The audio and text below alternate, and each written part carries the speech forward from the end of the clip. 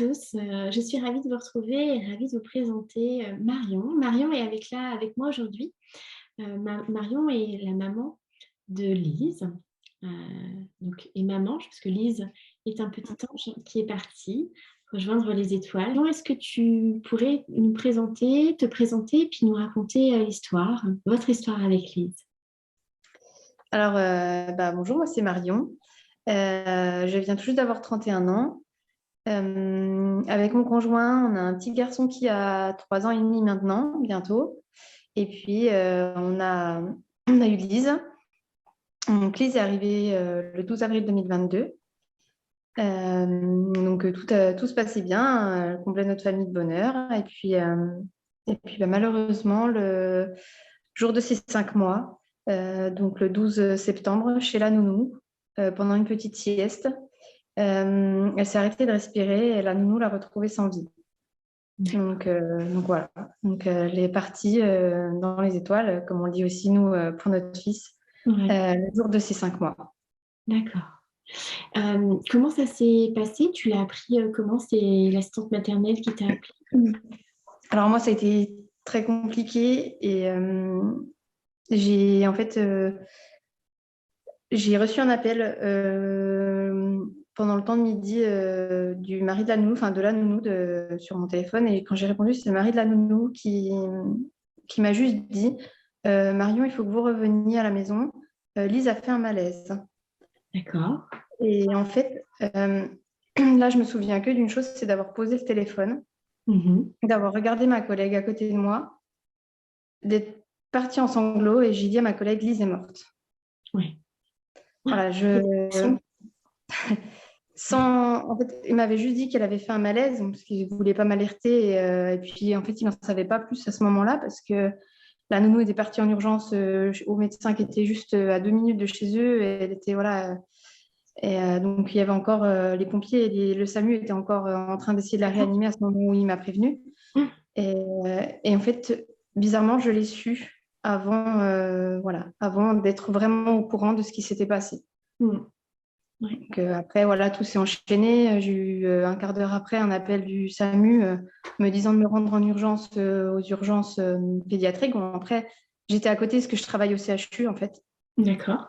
Donc, euh, donc, j'ai pu m'y rendre avant qu'elle soit arrivée. Bah, oui, Euh, oui. j'ai essayé de tirer de pas mal avoir d'informations parce que personne ne voulait rien me dire. Il a fallu que je me fâche un peu, entre parenthèses, avec une médecin des urgences pédiatriques avant que mon conjoint arrive pour qu'il il me le dise vraiment, parce que je savais en fait que ma fille était décédée, était partie, Mmh. quoi. Donc, de là, voilà, ils m'ont annoncé.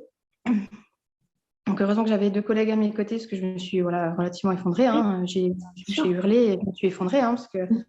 même si au fond de nous, on le sait, la phrase fatidique de oui, votre fille est morte, on n'a pas envie de l'entendre, en fait. Bah, non. Bah, non, pas du tout. Ouais. Donc, voilà, mon conjoint est arrivé une demi-heure après. Ouais. Lise n'était toujours pas arrivée sur le CHU. Et D'accord. ce qui était très dur, c'est que c'était moi qui ai dû l'annoncer à mon conjoint. Ouais. Les infirmières l'ont pas pris en charge avant. Elles l'ont emmené simplement vers moi et je me suis débrouillée de mon conjoint, en fait. D'accord. Ouais. Donc ça, c'était très compliqué pour moi. Bah, oui, oui, bien sûr. La phrase, en fait, j'ai toujours en tête. En fait, j'ai toujours cette phrase qu'on ne voudrait jamais dire à son conjoint, ta fille est morte. Ça a été très prenant pour moi et j'ai encore du mal. Bah, bien sûr. Ouais. Donc voilà. D'accord. Après, ce qui a été compliqué, c'est que donc on a appris que notre fille était décédée vers 13h, 13h30. Oui. Et on n'a pas pu la voir avant 19h le soir. D'accord. Voilà, parce que du coup, vu que ça s'était passé chez la nounou, Oui, il y a euh, des enquêtes. voilà, elle était passée directement sous scellé judiciaire. Mmh.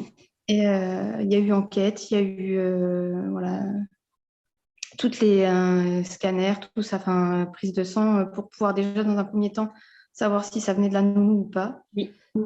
Et on a pu, grâce à la pédiatre, parce que normalement, on n'aurait pas dû la voir du tout, la voir quand même le soir même. Le soir même. D'accord. Ouais. Bon, après, par contre, les 2 jours suivants, il y a eu l'autopsie et donc, du coup, on n'a pas pu la voir ni les 2 jours qui suivaient après ça, son décès. D'accord. Donc ça, c'était une période très dure, hein, j'imagine, d'être exclu de tous, avec tous ces enquêtes, enfin, tout ce côté procédure qui ne,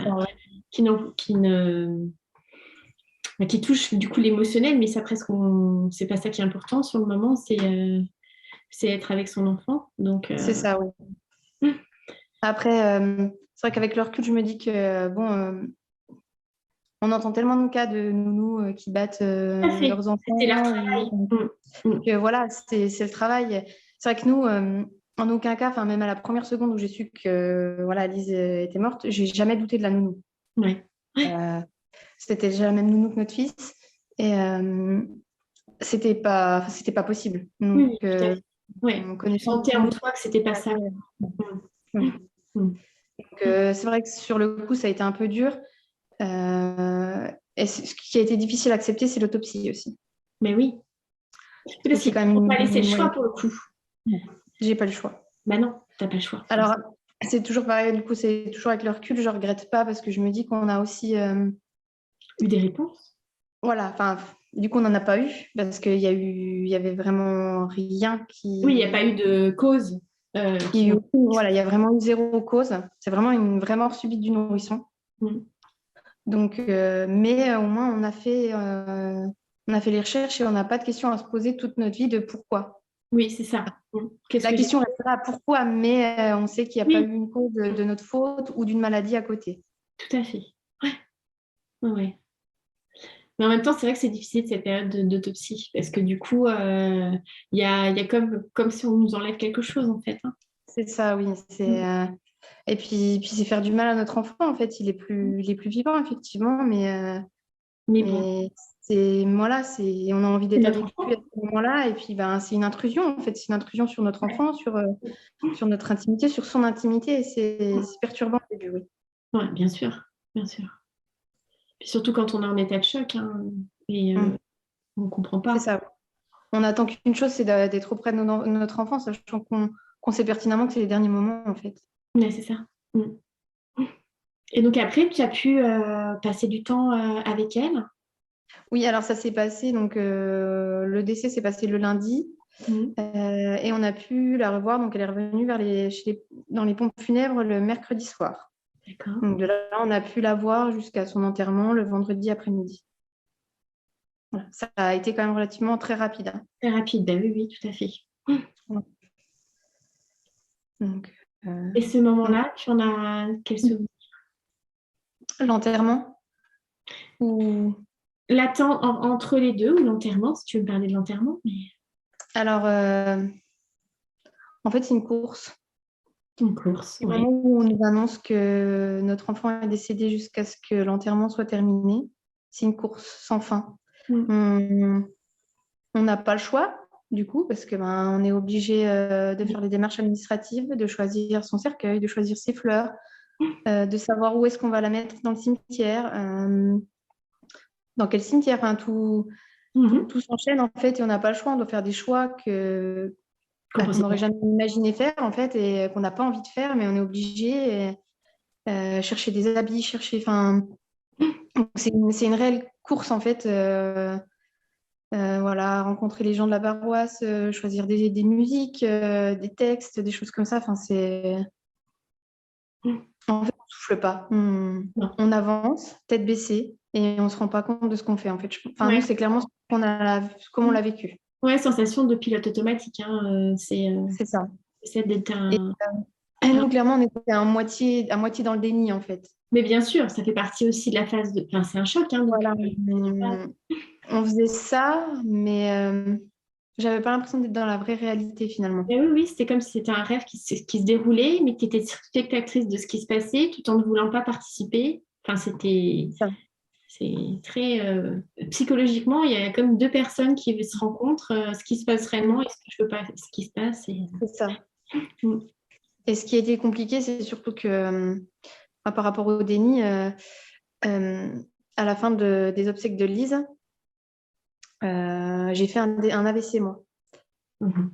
D'accord. Donc, bon, alors, j'ai pas été aux urgences le soir même des obsèques parce que j'avais pas les symptômes, enfin, j'avais des débuts de symptômes, mais voilà, Oui, c'était sous forme du haut d'œil. Voilà, ils ont voilà, j'avais beaucoup le choc. d'émotions, donc on pensait que c'était le choc. Bon, le lendemain, par contre, voilà, j'avais vraiment de grosses séquelles, donc je me suis rendue aux urgences, donc j'ai fait un AVC.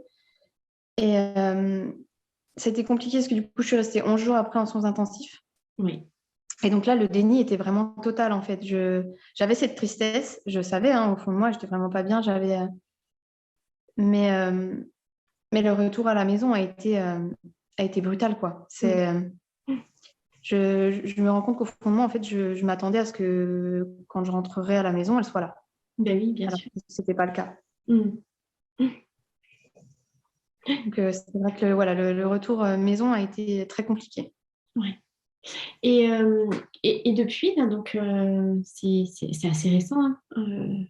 Septembre l'année dernière, c'est très récent. Oui, ça va bientôt faire 6 mois là. Mais voilà, c'est très récent. Mm.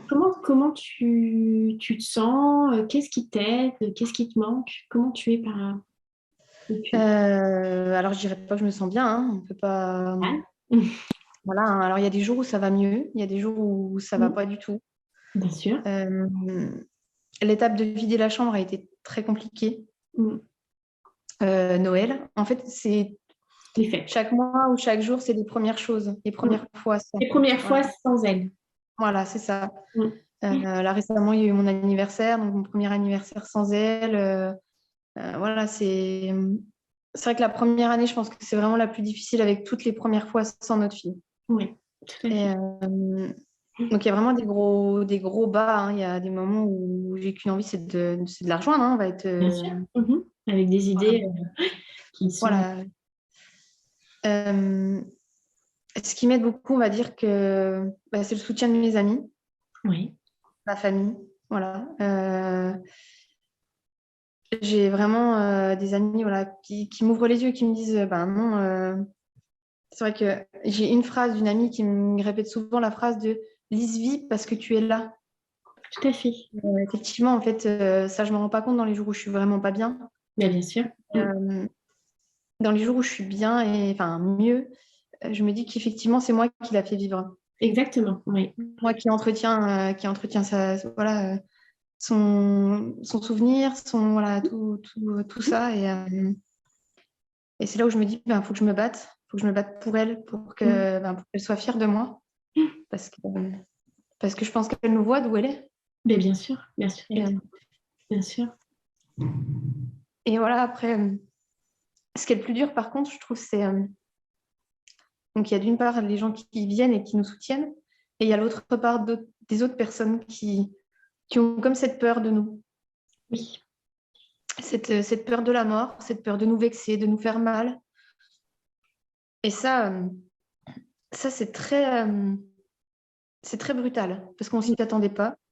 mm. Et ça fait vraiment mal. Parce Ouais. qu'on a l'impression du coup de tous les jours avoir cette pancarte de parents endeuillés Mm. qu'il ne faut pas approcher ou qu'il faut approcher différemment à tâtons parce qu'on ne sait jamais. Et, et du coup, en fait, ça nous enveloppe dans ce deuil aussi constamment. Ouais, Ça ne nous aide pas à avancer en fait. ouais. Il y a une sorte de Ça- contrôle qui est mis, mais c'est les autres qui projettent des choses sur toi, en fait, c'est ça. c'est ça. Mm. Mm. Et, et c'est vrai que ça, ça fait mal par contre. Ça ne m'a pas aidé à avancer. Ça m'a beaucoup perturbée au début. Ouais. Parce qu'il y a certaines personnes sur qui je m'attendais à avoir du soutien que j'en ai pas eu du tout. Mhm. Du coup, ça a vraiment été ouais, très perturbant. Ouais. Ce qui est tout difficile dans cette situation comme ça, c'est que ça réactive les blessures des autres, en fait, et les peurs. Et donc, il y a cette peur de la mort qui est présente, et des fois, il y a des réactions qui sont complètement Ouais, étonnantes, alors qu'on ne pensait pas que ça pouvait être cette personne-là qui pouvait avoir c'est cette ça. Oui. réaction-là. Mm. Et en fin de compte, c'est elle, et ça nous touche parce que justement, on pensait avoir cette reconnaissance et ce soutien, alors que c'est pas ce qui était là, quoi. C'est ça, voilà, clairement. Ouais. Mm. Mm, mm. Et, Mm. et, et, et donc, tu m'as parlé de ce qui t'a aidé, donc la famille. Et quand tu me dis ce qui te manque, qu'est-ce qui te manque là? Sur quoi tu penses avoir besoin d'aide? Alors moi, ce qui me manque beaucoup, après, c'est vraiment lié à mon AVC, parce que je ne peux pas faire de sport, je peux pas me... Moi, c'est pouvoir me dépenser, pour Ouais. évacuer. Donc, tu n'as plus Euh, cette possibilité depuis l'AVC, là? Là, à l'heure actuelle, pour le moment, j'ai pas le droit de faire de sport, en fait. Je dois D'accord. vraiment me reposer le maximum. Mm. Donc, moi, ce qui me manque vraiment à l'heure actuelle, ouais, c'est pouvoir me dépenser, pouvoir bouger, me sortir en fait de la maison parce que j'ai l'impression de tourner en rond en fait. Bah, bien sûr. Euh, Oui. et puis, plus je tourne en rond, ben, plus je pense à ce qui nous est arrivé, à tout ça, quoi. Oui, oui, oui. Et du coup, c'est compliqué pour moi. Ça me manque. Et tu as le droit de marcher? Oui. D'accord. Alors, j'ai le droit de marcher, mais ça, j'ai du mal parce que c'est calme. Ouais, c'est pas assez tonique Euh, pour toi. Toi, tu as envie de quelque chose voilà, qui booste. c'est ça. J'avais besoin de quelque chose, enfin, j'ai besoin de quelque chose qui me booste un peu. Et marcher, c'est un peu calme pour le moment pour moi. Mm. Mhm. Oui. Et puis bon, comme tu es entre les deux, là, tu ne sais pas ce que tu... Oui, ce qui est normal. Et là, il te donne un délai par rapport à ça au niveau du sport ou Normalement, oui, ils pensent que juin, ça devrait commencer se stabiliser un peu plus et pouvoir que je puisse voilà, prendre une vie un peu plus classique. Ouais, d'accord. Mm. Donc, tu as aussi cette sensation d'être un peu en stand-by, C'est ça. Ah oui, d'attendre. clairement. Bah, surtout qu'en plus, j'ai pas pu reprendre mon travail parce que bah, à cause de l'AVC, déjà dans un premier temps. Mhm. Et puis, bah, vu que mon travail, c'est le CHU et j'ai engendré une grosse phobie du CHU. Ben oui. Donc, j'ai toujours pas pu reprendre mon travail. Je sais pas si je pourrais reprendre un jour. Donc, c'est vrai que ouais, finalement, c'est un peu ça. Je suis un peu en stand-by et j'ai l'impression que je suis en train de découvrir et d'essayer de découvrir qui je suis Ouais. maintenant. Mm. C'est ce qu'ils nous font. Enfin, moi, je trouve que c'est le cadeau qu'ils nous font, nos enfants, quand ils rentrent dans notre vie comme ça. Et c'est qui nous fait découvrir qu'on est une autre personne. Mais en fait, je dirais de découvrir qui on était réellement et pas voilà, les conditionnements qu'on a pu avoir, enfin, tout ça. Il y a comme une quête d'être vraiment soi, d'être Ouais, authentique. ouais, euh, ça, c'est sûr. voilà, de faire ce qui te plaît, hein, de s'ouvrir à tellement d'opportunités qui sont Mm. que, qu'on n'aurait pas vu avant en fait. Moi, je l'ai bien vécu avec mon fils. Ça a été un électrochoc dans mais qu'est-ce que je veux de ma vie? Qu'est-ce qui est important? Ouais, Quelles sont les valeurs? c'est Sur ça. quoi je veux Ouais. aller? Sur quoi je veux plus aller? Et ça m'a amené à réfléchir et à comprendre. Et donc, il y a une part d'introspection. C'est ce que tu vis en ce moment avec cette période d'un peu d'attente. Ouais, de flou, d'attente, oui. Mm. Ouais. Et en même temps, c'est important ouais, d'être aidé là-dessus, hein, sur ce que Mm. tu le vis.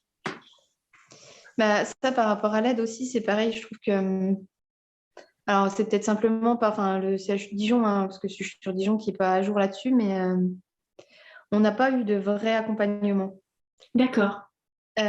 psychologique. Nous, on est suivis maintenant vraiment tous les trois, parce que c'est moi qui l'ai décidé, en fait. Léon, notre fils, m'a donné la force, en fait, de ça. Je me suis dit, non, il faut que je me batte pour lui. Il faut que lui, il Poser des puisse mots. avancer. J'ai puisse avancer et pas avoir un boulet au pied. Donc, moi, j'ai pris de moi-même le fait de me dire, je vais voilà, chercher des professionnels qui vont nous aider. Et je me suis rapprochée près de chez nous, il y a une unité psychiatrique dans un hôpital psychiatrique qui nous permet voilà, d'être suivis, d'être pris en charge et qui sont formés en plus dans le deuil voilà, périnatal et voilà, des mamans. Très bien, ouais. Donc là, ça c'est important, oui. Mais c'est bien, hein, parce que c'est important justement pour la famille, parce souvent, à la fratrie, on en parle. Voilà, ça les impacte tout autant. Hein, ils le vivent tout autant, ce deuil. Et ils ont besoin d'être entendus. Et c'est C'est bien ça. d'aller en famille pour pouvoir poser des mots et d'être entendu aussi, même si c'est pas toujours facile en même temps hein, de parler de ça et de se replonger à chaque fois, mais en même temps, ça permet de libérer l'espace. Euh, Souvent, moi, ce que je vois, c'est que libérer la parole, ça libère de l'espace pour réintégrer la joie. Euh, si cette parole, elle reste bloquée, on reste dans la tristesse, bah, ça peut provoquer des dépressions, enfin, voilà, des choses complètement très, très dures, parce que du coup, on l'a pas sorti. Donc, c'est tout ainsi important. Oui. Ok. Est-ce que tu as envie de partager un message, quelque chose par rapport à justement à ce que tu as vécu, ce que vous avez vécu? Moi, je veux que Alors, malheureusement, je sais que ça arrivera à d'autres parents, hein, mais je veux que. En fait, moi, ce qui m'a beaucoup aidée, c'est me rapprocher des autres parents à qui c'est arrivé. Oui. Parce que c'est réellement les personnes qui nous comprennent. Tout à fait.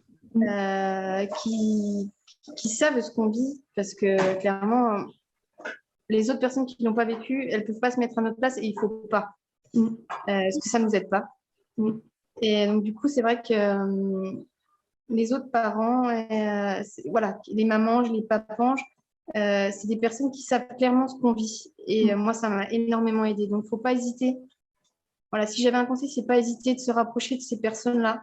Comme je dis souvent, on rentre en fait dans un cercle qu'on n'a pas voulu, qu'on n'a pas décidé, mais qui est juste tellement pleine de générosité et on est toutes l'une pour l'autre en fait et on est tous là pour s'aider. Oui, tout à fait. Et ça, je trouve ça, c'est le côté merveilleux en fait, je dirais. C'est le côté voilà, agréable et merveilleux de ce qu'on peut vivre. Tout à fait. C'est des liens qui se créent par rapport à tout ce qu'on a pu vivre. Voilà, c'est ça. Et après, je dirais aussi qu'il ne faut pas hésiter à faire les choses qu'on a envie pour rendre hommage à nos loulous. Pas se sentir jugé. Moi, je sais que j'ai fait un tatouage.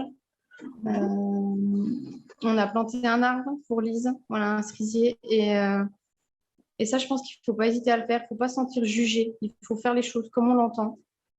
Et puis, si une autre personne ou même voilà, une autre maman qui l'ont vécu ou ne l'aurait pas fait, c'est pas grave. En fait, c'est notre vie, c'est notre vécu. Et il faut le vivre comme on a envie de le vivre. Oui, tout à fait. S'écouter.